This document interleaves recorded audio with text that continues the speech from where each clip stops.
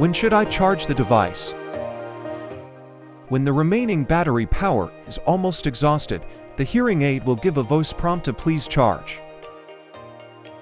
Here is how to charge your hearing aid. Put your hearing aid into the correct slot of the charging case. The charging indicator lights for the left and right hearing aids will be blue.